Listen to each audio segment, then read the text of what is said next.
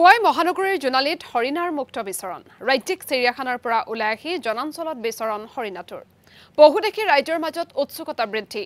পহুটো উদ্ধাৰ কৰিবলৈ উপস্থিত হল চিৰিয়াখানাৰ লোক আমি এক্সক্লুসিভ দৃশ্য আপোনালোকক এই মুহূৰ্তত দেখুৱাইছো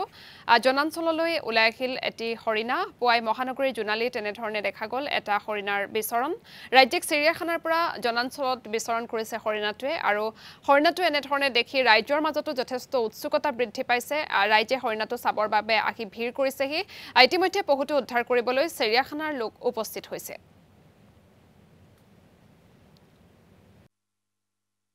আমাৰ দোকান সীমা ষ্ট'ৰ